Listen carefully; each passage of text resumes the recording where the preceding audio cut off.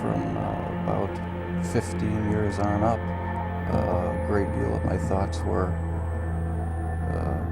basically unshareable. We are all evil in some form or another.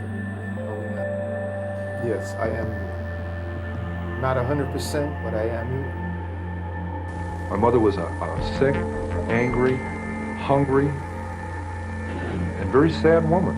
I hated her, but I wanted to love my mother. This is Serial Killing, a podcast. Hello again, and welcome to Serial Killing, a podcast, where we go through the life stories of serial killers to see if we might catch a glimpse of why they displayed their famous, vile, and disturbing behaviors.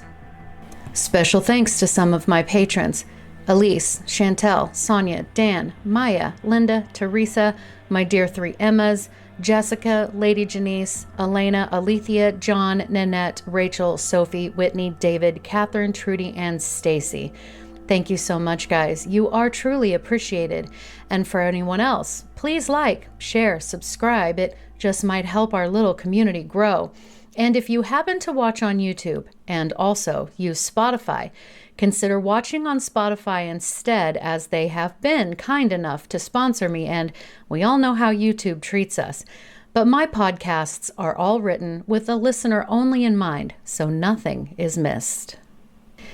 This week's podcast will be a revisit on Joel Rifkin. Joel David Rifkin was born on January 20th, 1959 in New York City. So as we always do, let's get into some history for that time. New York City in the 50s and 60s were an interesting time. It was considered a golden age for entertainment. The Dodgers were still in Brooklyn and the Giants were still uptown. The Garden was already a popular attraction, and Times Square was actually filled with native New Yorkers rather than the droves of tourists. There was a boom in construction and everything was moving vertical. The area where the United Nations once was the Slaughterhouse District. 52nd Street was Jazz Mecca. Midtown Manhattan was considered the center of the American music industry. 3 of the biggest record labels had their headquarters there: RCA, Columbia, and Decca. The show Mad Men is a fair representation of the sleek and clean style of the times. But there was also a growing population of abject poverty, which was creating completely deplorable areas. Roosevelt Island was called Welfare Island back then. The eastern edge of the East Village, close to FDR Drive, many traditional apartment blocks were being bulldozed, and in their place, large-scale public housing projects. In Lower Manhattan, urban renewal began around 1960, following David Rockefeller's construction of the infamous One Chase Manhattan Plaza building. Pennsylvania Station was demolished to build Madison Square Garden. This was met with complete outrage.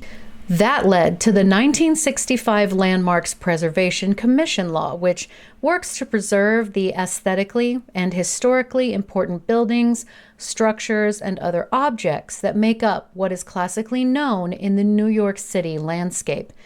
They are responsible for deciding which buildings hold landmark status, which then triggers regulations to protect the historic look and nature of these buildings. They manage all 5 boroughs: Manhattan, Brooklyn, Queens, the Bronx, and Staten Island. During the 1960s, things in the city began to change. There was a gradual economic and societal decay, and the city was beginning to lose its competitiveness. For example, New York lost both its longtime National League baseball teams, the Dodgers and the Giants, to California. In 1965, the Federal Immigration Act was passed, which abolished national origin quotas. This meant a huge influx of immigrants, mostly from Asia, which is now a very prominent Asian American community. That same year, New York experienced a city-wide power outage, as did most of Eastern North America. Blue-collar jobs began to shift away from the city, and those population areas began to deteriorate, becoming centers for drugs and crime. Also during this time, strip clubs and other adult-themed businesses began infiltrating Times Square. The U.S. Navy decommissioned the Brooklyn Navy Yard and sold it to the city. It continued on as a shipbuilding site for another 11 years. So, as you can see, New York was, during the time of Joel Rifkin's birth, at the top of its game, but some areas were declining quickly, and this was the atmosphere that Joel was born into. Joel's mother was not ready for motherhood. She was 20 years old and still in college. His birth father was also a college student, but was also serving in the military and was 24 years old. Adoption was the choice, and Joel was adopted when he was just 3 weeks old. His new parents were Bernard and Jean Rifkin, who were described as an upper middle-class couple. They named him Joel David Rifkin. So a little background on the parents. Back when Jean met Bernard in the late 40s, they had been college students. Most people at their age, and especially women, were already settled down into a life of domesticity, having children and being a housewife. Now, they did marry, but together they moved from New York to Oklahoma State University. Jean finished her graduate courses and became an art teacher at the college. Bernard finished his degree in structural engineering. They then moved back to New York, leased an apartment in the Bronx, and began trying to have children. At this point, Jean was 36 and Bernard was 40, and though I could not find any source stating this as a fact, it seems reasonable that they must have had some fertility issues, so they began the process of adoption. Now, Bernard was Jewish, and when Jean married him, she converted, but they had no synagogue affiliation. It is not believed that they were practicing, but they did go through and were approved for adoption by an agency that placed Jewish children with Jewish families. So it is reasonable to assume Joel's birth parents, or at least one, was Jewish. Not long after the adoption, Bernard and Jean bought a new home in Rockland County, north of the city, in a rural area, where they settled in and began their journey as brand new parents. They were in love with baby Joel. When he was 3 years old, they adopted another baby they named Jan. When it was nearing time for Joel to start kindergarten, the couple decided to move to East Meadow on Long Island due to Bernard getting a job at a fairly prestigious architectural firm. Joel later described being, quote, devastated at having to move away from the countryside into the city. He said, quote, the happiest period of my life keeps going back to Rockland County. The beginning of my conscious memory, when I was 4, we had a very open backyard, maybe a half acre, surrounded by woods on both sides, across the street and behind us. So I had my frogs to play with, my tadpoles and newts. Whatever crawled into the woods, that was my toy. That was before anybody really started getting abusive, so that was a great time. End quote. He was referring to bullies getting abusive. So in 1964, as their new life with 2 children began, Bernard Rifkin was a structural engineer and Jean was a homemaker. The couple were described as gentle people, protective of their 2 children, and even forbid them to play with toy guns. Bernard was on the local school board and was a trustee of their local library, where a room was named after him. Jean was patient and kind, and she loved gardening. They were hardworking people and had no need for any recognition of their good deeds. They just simply did them. Now, some of you may not know this, but there was, and I think still is, a rule where you must be 5 years old before you can start kindergarten. Joel's birthday was at the cutoff for that district, so the new friends he had made in the new neighborhood started school, and he was left behind. When the kids were home and able to play, they wanted to play very athletic type games, and Joel just didn't have the coordination, so he was often left out. When he was finally old enough, his parents enrolled him at the Prospect Avenue Elementary School, and it was not a good experience from the beginning. Joel never had good posture, and along with his very long face and the shape of his nose, the kids called him the turtle. He also had a small speech impediment, and the other kids didn't neglect to bully him about that either. He never really felt like he could fit in with his peers, so he found a solace with his mother.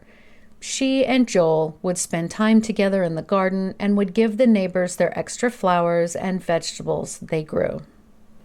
Along with his sloping posture, clumsiness, and incoordination, thus the kids excluding him from team sports, and also having to wear glasses, he also had undiagnosed dyslexia. Though his IQ was tested at 128, which is well above average, he performed poorly at school. When Joel was 11 years old, his parents, for whatever reason, decided to tell him that he was adopted. Also around this time, the bullying at school became pretty intense. He stated in a prison interview that he began doing things to avoid the other kids, such as waiting until the last second to walk to school so that he wouldn't be waiting around out front in view of the other kids. He would also stay a bit after school to give the other kids time to get home so he wouldn't be tormented as he walked home.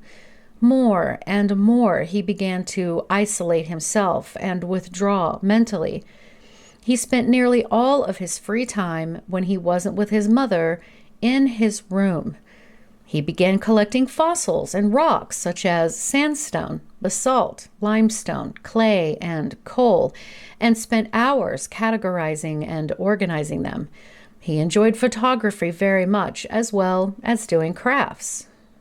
He also began to live out fantasies in his mind that grew increasingly dark and sexual. Rifkin's fantasy life began to overpower his hold on reality. After seeing the Alfred Hitchcock movie Frenzy as a teenager, he developed a sexual obsession with strangling women. I remember seeing Hitchcock's Frenzy, which I later had a videotape of, that built into fantasy life. He would picture women getting abused or hurt in some way, which then developed into what he called the, quote, gladiatorial fantasies, where women would fight to the death over him, Joel being the prize. As he began getting interested in girls at school, he saw that clearly they wanted nothing to do with him. But he wanted to fit in, so he decided he would join the track team, but his teammates were ruthless.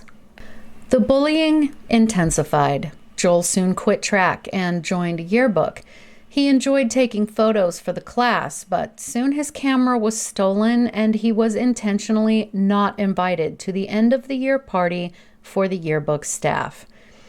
His peers threw eggs at him, jerked his pants down in front of girls, and even dunked his head in a school toilet. Joel started daydreaming about raping and stabbing or strangling women afterward, focusing mostly on prostitutes. And during all of this, he desperately wanted to make his father proud. He looked up to his father, who had been an athlete as a kid, who as an adult was strong and successful, and everyone seemed to like him, whereas Joel felt like he was the complete opposite. As we got older, though, and more of our personalities came out, more and more it became my father's little disappointment.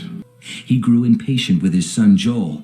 Like every father, he's very excited about teaching me sports. He tried teaching me how to throw a football, which was his sport in high school. Well, I couldn't catch the thing. And he just got, after a year or two, he got extremely frustrated. And that was that. No more football. When he was old enough, his parents gave him a car and he began driving around the boroughs of New York, trolling for sex workers. At first, he just watched them. But then he decided he didn't want to graduate high school a virgin, so he eventually drove into the city, hired a prostitute, and had his first real sexual experience. He said, quote, She approached me and said, "Are you looking for a date?" "Yeah, kinda. What's the deal?" And she named the prices, and that was it. End quote. After that, he visited prostitutes more and more, becoming addicted to the whole experience. And so, that was Joel Rifkin's childhood. Let's take a look. With Joel being adopted at just 3 weeks old, we know nothing about his genetic background. We know his parents were young, but not too young to be parents for the time. We know they were college students, so it is reasonable to assume they were intelligent and came from decent families, and we know they were not married. But that's all we've got. The records are sealed. The first question that I'm sure popped into your head was, is there a correlation or connection to children who were adopted and them growing up to be dangerous, going as far as becoming serial killers? Some of the better-known serial killers were actually adopted. David Berkowitz, aka the son of Sam, was adopted. Ted Bundy and Eileen Wuornos were adopted by their birth grandparents. Kenneth Bianchi, one of the Hillside Stranglers, as well as Richard Speck, who was more of a spree killer, were adopted, and our Joel Rifkin, to name a few. But it is wise to remember that the percent of the population that is adopted in general is somewhere around 2%. With the current population of the U.S. alone being roughly 327 million people, that would be about 6.5 million adopted citizens in the U.S. On the other side, the percent of the American population that is thought to be actual serial killers, both free and jailed, is 0.00008% or lower, which equals about 262 people out of the entire country. So if you do the math, approximately 5 people out of 6.5 million who were adopted could potentially be serial killers. Those numbers do not tell me that the number of adopted children who later grow up to be serial killers is really anything to worry about. In fact, according to the New York Post, as well as a study conducted at Radford University, out of all of the known serial killers, 78% were raised by their birth parents, and only 14% were adopted, leaving 8% as other, whatever that could mean. But there are still numbers there. So let's look at that. So for some adopted children, they later learned that their adoption was closed. That means their birth records are sealed and cannot be seen. There has been some research that suggests children who do not know where they come from can cause mental trauma and illness. There is also something called the, quote, adopted child syndrome, end quote. According to Dr. Tracy L. Carless, the syndrome is a term used to describe a set of behaviors that have been used to explain problems in bonding, attachment, lying, stealing, defiance of authority, and acts of violence with regards to adopted children. It hits the adoptees particularly hard when the adoptive families treat the adoption as a big secret and don't wish to discuss it with their child. In this circumstance in particular, this can lead to, at the very least, oppositional defiant disorder, which can then lead to antisocial behavior or personality disorder. Sometimes the adopted child suffers from an utter lack of similarities in both personality and physical likeness to their adoptive parents. They feel a sense of being unwanted or abandoned and feeling unloved, even if they are wanted and loved in their adopted family. How the adoption is handled and how the adoptive family connects with the child and how open and honest they are with the child greatly affects the outcome of how that child develops. But these cases are still pretty rare. Most adopted children grow up to be healthy, well-adjusted adults. This means that if an adopted child who is loved and well taken care of is openly communicated with and so on, who grows up to be a serial killer, often already have issues that are not related to being adopted. It's the saying, quote, correlation does not show causation, The pathology was already there, sewn into the fabric of that child's being. Could Joel have inherited something from one of his biological parents? Possibly, highly likely, but we will never be able to know for sure. Joel was adopted by nearing middle-aged parents. Both parents were highly intelligent and very well educated for that time. By all outward appearances, they were outgoing, kind, generous, charitable, and they doted over him as he was growing up. One can imagine that, since the family was upper middle class, he wanted for nothing.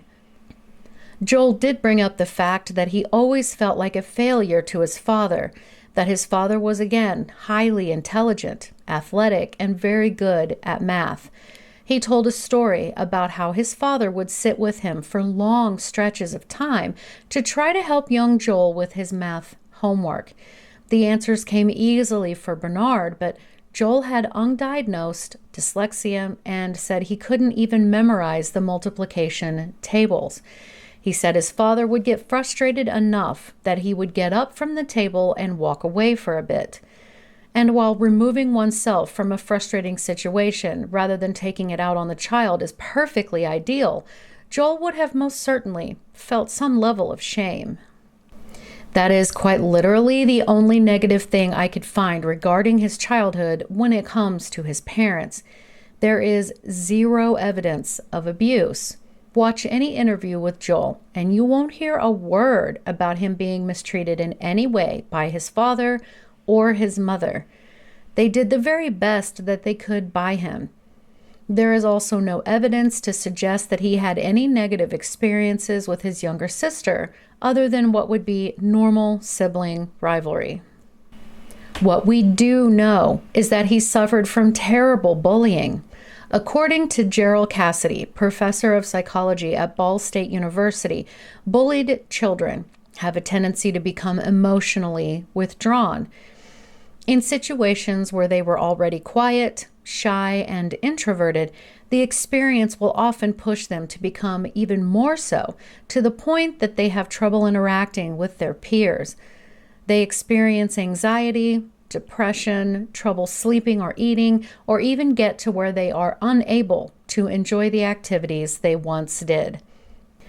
School performance drops drastically, but the more troubling side effect is that the child begins to harbor feelings of anger and rage. The long-term effects of bullying include depression and anxiety that become chronic in nature. The victim's self-image is usually permanently altered.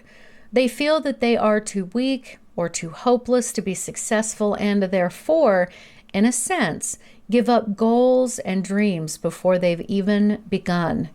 They have a much harder time trusting people and make fewer positive choices. And there is a marked increase in risk of developing personality disorders as well as aggression and abusive behavior later in life. This is what we see most when it comes to Joel Rifkin. So let's get back to the story. Joel graduated from East Meadow High School in 1977 and enrolled at Nassau Community College to study horticulture, but he promptly dropped out after earning only 12 credits, about one semester. He also had odd jobs here and there, but he never worked anywhere for very long. He tried to start over at a couple of other colleges, but he just couldn't stick with it. His all-consuming obsession with the ladies of the night took every penny he made, so he often had to move back home to his parents' house. Joel and his father would get into loud shouting matches over Joel's lack of motivation to better himself. Then, just 2 years later, his father was diagnosed with prostate cancer. The pain became so intense and unbearable that Bernard committed suicide by overdosing on barbiturates. Joel was devastated, but he did give the eulogy at his father's funeral. Not long after, he was arrested for the first time attempting to solicit sex from an undercover policewoman. It amounted to just paying a fine, which he did, and he kept this incident from his mother and sister. After he stopped going to his local area to pick up prostitutes, he began driving into Manhattan to find them. By the time he began to murder them, Joel had slept with hundreds of working girls. Interestingly, Joel also began keeping newspaper clippings of news related to murdered prostitutes as he amassed several notebooks full. He was also interested in the Green River Killer, Gary Ridgway. In 1988, he decided to give college another try, and he enrolled in a 2-year horticulture study program at the State College of Technology in Farmingdale, New York. He excelled, made excellent grades for the first 2 semesters. Due to his hard work, he was awarded an internship at the Planting Fields Arboretum in Oyster Bay, New York.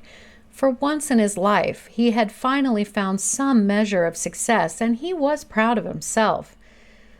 So, whatever changed or snapped in Joel's now 30-year-old mind was about a year after his father's death in 1989. Joel's mother was going out of town on a trip. Once his mother was out of the house, Joel went trolling for a prostitute. He picked up a girl called Susie in Manhattan.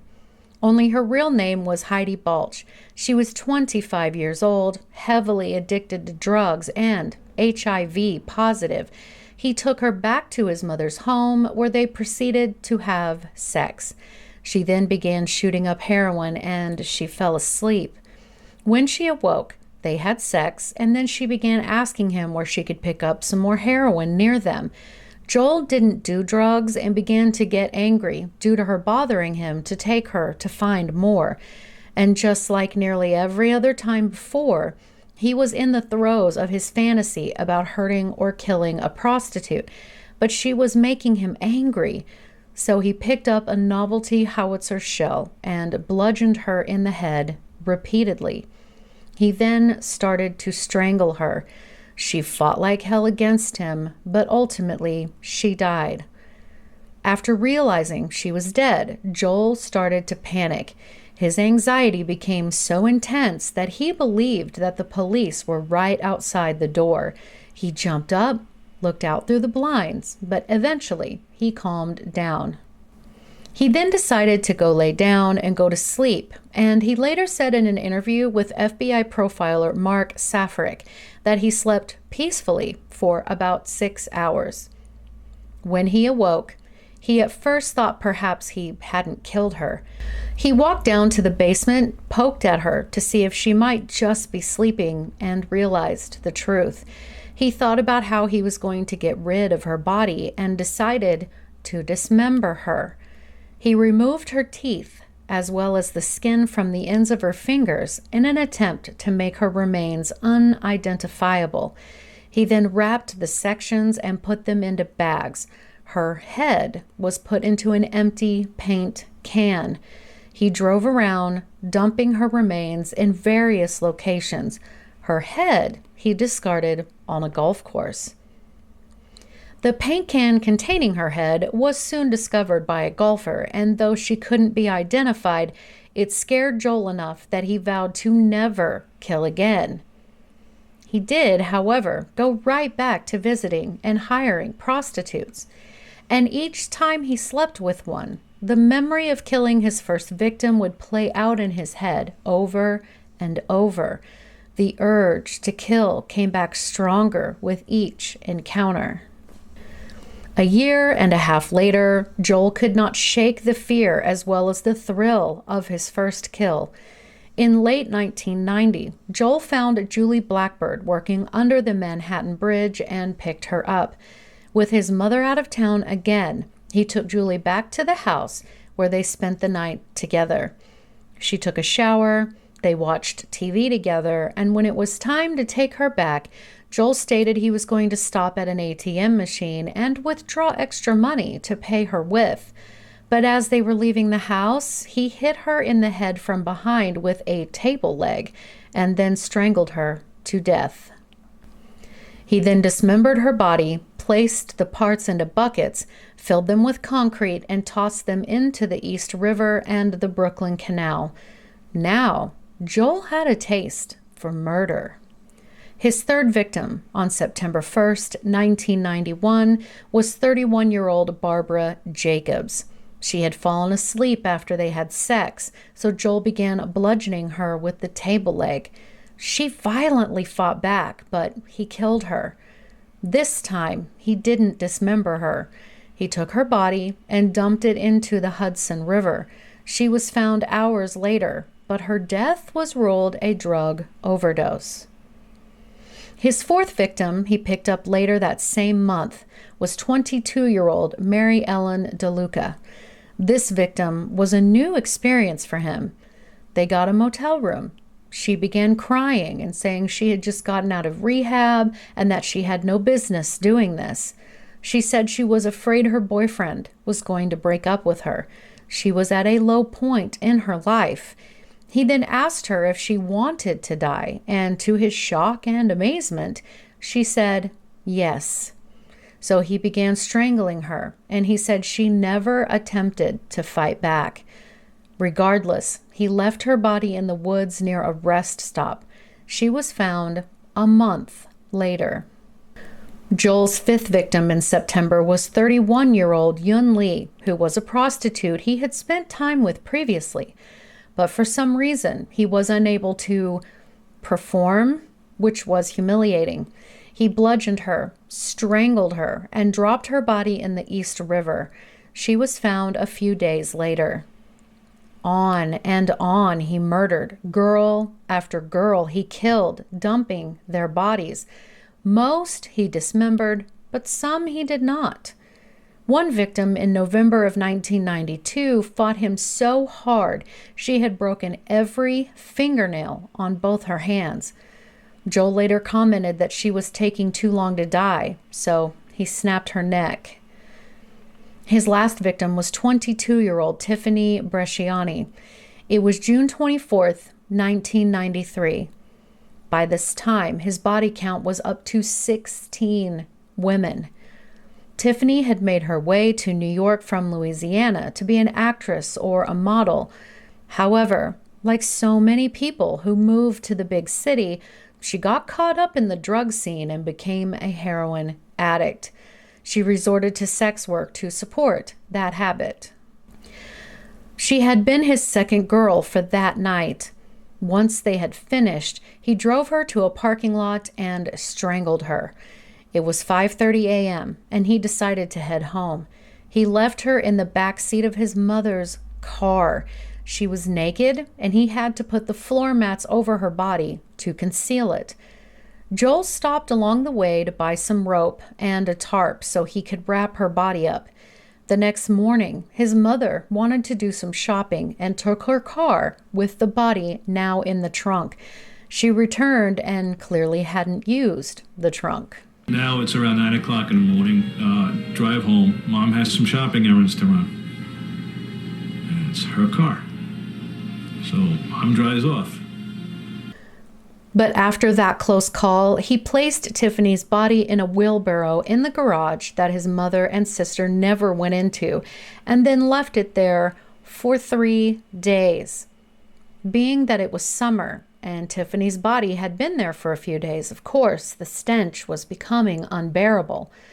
So late on June 28th, he put her body in the back of his pickup and drove off to dispose of it. So a police officer noticed Joel's truck had no license plate. He tried to pull him over, but Joel sped off, speeding sometimes upward of nearly 100 miles per hour.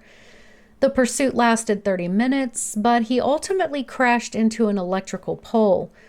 As the police officer approached the little Mazda truck, Joel was sitting there with his hands raised, quietly. As the officer began to circle the vehicle to inspect, he caught a whiff of something very familiar to most people in law enforcement, the smell of rotting human flesh. He opened the tailgate, lifted the camper top glass, and found the blue tarp. He pulled a rolled-up corner back and discovered Tiffany's body. The officer immediately called for backup. 34-year-old Joel was taken to the police station, and he was quite cooperative from the beginning of the questioning. He was described as cool, calm, and emotionally detached. Joel later stated that there was no point in being evasive, so he gave them the entire story. They gave him a notepad, and he wrote out each victim, as well as drawing maps of where they could find some of his undiscovered victims. The police then conducted a search of his room at his mother's house. It was in complete disarray. Used, dirty dishes lay strewn about. Piles of dirty clothes and magazines were everywhere. But within the filth, they found Joel's trophies that he had kept from his victims: jewelry, ID cards, underwear, clothing, and others. They also found his notebooks and novels of other serial killers that he had stashed in his room as if he were studying how to be a better serial killer. New York had already abolished the death penalty, but nonetheless, he chose to plead not guilty by reason of insanity. He stated that finding out he was adopted sparked the beginning of his downward spiral, but everyone knew that was not it. He took steps to evade detection and capture, proving that he knew what he was doing was wrong. He was found guilty and sentenced to 203 years in prison. He is still alive and serving his sentence in New York as of this recording. Joel is a sexual sadist, and I did a podcast on sexual sadism in a true crime science episode, which I'll link in the notes if you are interested. This is a classification where the person experiences sexual arousal from inflicting pain or humiliation on others. Joe also stated himself that he had been told he is a psychopath, that he has a deficiency in the frontal lobe of his brain as well as his amygdala. I've mentioned this doctor before, but Dr. James Fallon is an excellent resource with regards to studying serial killers and psychopathic brains and brain scans. He has stated that most do have much less activity in the prefrontal cortex and amygdala of the brain, where a person's morality and ethics are involved. The amygdala is crucial for decoding emotions, survival instincts, and memory. The prefrontal cortex is associated with complex cognitive behaviors and how the person shows appropriate social behavior. So, in summation, it is impossible to look back on his family history to see if there is a pattern of mental illness because he was adopted, as we well know, and his records are sealed. We do know that he was not subjected to any abuse or neglect in his childhood from his adoptive parents. To the contrary, they were good to him. He had a much better life at home than most. But what we also know is that he was bullied horrifically. We heard what the research says about how bullying affects children and how it can leave permanent mental damage. So, did he already have some sort of psychological issue that bullying ignited into existence? Or did the bullying push him mentally to the point that he could murder? Born to kill or conditioned to kill? Perhaps both. Tell me, guys, what do you think? Leave me a comment below, or you can DM me on Instagram at serial_killing. All of my contact information is in the notes. And as always, thank you so much for listening, because I know you could be listening to anyone else, but you chose me, and I really appreciate that. Thanks, guys. Have a great day. Anybody who killed more than 2 or 3 people was a mass murderer, and whether it was all at one place or over an extended period of time. And then in the early 80s, they came up with this differentiation called serial killing.